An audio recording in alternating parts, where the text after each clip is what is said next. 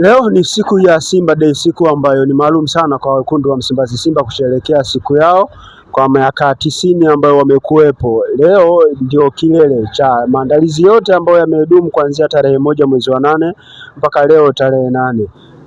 Msama ndio jina langu, the set play ya 27 Media. Tuko mtaani hapa, ni stesheni ya mkoa wa Kigoma, stesheni kwa maana ya kituo cha reli, lakini pia kituo cha mabasi yanayoingia na kutoka ndani ya eneo la Kigoma mjini. Nimekutana na moja kati ya wanasimba ambao ni maarufu sana kwenye eneo hili na mawili matatu ya kuzungumza naye, ili na wewe Mtanzania unayetazama kupitia 27 Media uweze kufahamu kitu gani wanasimba wanatamba nacho. Mwanangu, inakuaje? Fresh. Watanzania wangependa kwanza kufahamu majina yako. Majina yangu mimi naitwa Abdalla Hamisi aka umaarufu wangu hapo, ukipenda kunipata unaweza kuniita Manyambe. Manyambe.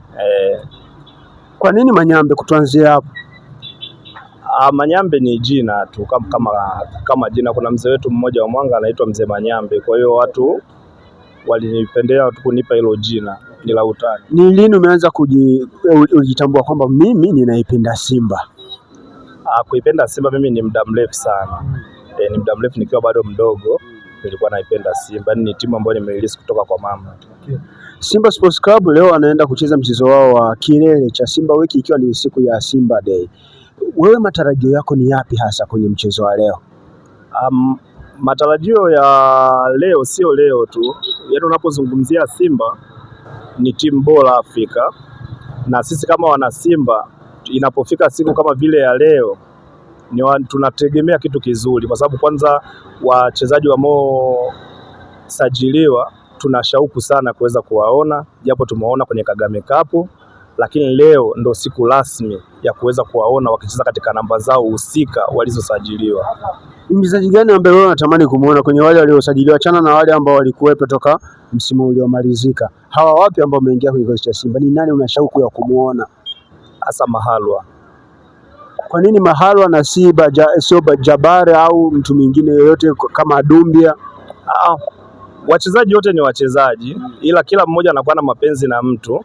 Wote waliosajiliwa ni wazuri, ila Mahalwa nampenda uchezaji wake kwa sababu anataka kumkopi kama Messi. Ni kitu gani cha tofauti ambacho wewe umekiona kwa Mahalwa? Mahalwa ni mchezaji ambaye analeta utofauti, kwa sababu tukimwangalia Mahalwa amekuja kuongeza chachu, ambapo hata kama Chama anakuwa yuko nje, akiwepo Mahalwa tunakuwa tunaendelea kumuona Chama bado yuko uwanjani. Mahalwa ana uchama fulani, ana vitu. Wewe kama mwana Simba unaridhishwa na namna ambavyo Dumbi anavyocheza? Sana. Kwa nini sana? Na kipindi kuna wengine wana Simba wanasema Simba mmeingia chaka kwa mchezaji yule. Katika mpira ni vita. Mtu anaweza akakubeza, akikubeza ukiingia mkenke umeenda. Ila sisi mchezaji unayemuona yoyote katika East Africa amechaguliwa na klabu ya Simba, basi ujue huyo ni top player. Na unamzungumziaje walau kwa muda mfupi aliocheza Ibrahim Jabal? Ni mchezaji wa aina gani kwa KSCN? Anaenda kuongeza nini? Jabal anakuja kuongeza kitu, kwa sababu tulikuwa tuna uhaba sana namba 8, kwa sababu tulikuwa tunalazimika kumchezesha Chama namba 8, ila Chama asili ni namba 10 huru. Kwa hiyo anapokuja Jabali mwenye namba yake akaja akakutana na Yusuf Kagoma, kwa hiyo tunakuwa tunaongezeka kwa kikosi kwa kipana, kwa sababu kila mmoja atasimama katika namba yake, sio kuforce namba. Tarehe 12 mmeenda kucheza na Young Africans. Huu mchezo huo unauchukuliaje? Yanga wamesajili mzee. Ni lazima Yanga asajili, ila Simba ndio maana ninarejea kukuambia katika East Africa hii, yani top aliojiwekea Simba, sio sasa hivi kukaenda na mwanzo kwamba eti timu gani nayo kutana nayo. Mtu kama vile Yanga, sisi tunachokihitaji ni refa tu awe fair. Kwa nini refa awe fair tu? Kwa nini refa? Matukio mengi tunayaona, mpira mingi inachezwa Simba na Yanga, anayekuja kuharibu mpira ukija kuzitazama ni refa. Ila ndio basi tunasema kwamba hivi hatuna kitu tunachowaza wana Simba tofauti na kujua kwamba tu refa awe fair tu basi. Baada ya tarehe 12 msimu wa ligi unaenda kuanza, matarajio yako wewe kama mwana Simba kwa msimu wa ligi wa 2026-2027 ni yapi? Matarajio ni makubwa, ila narejea kusema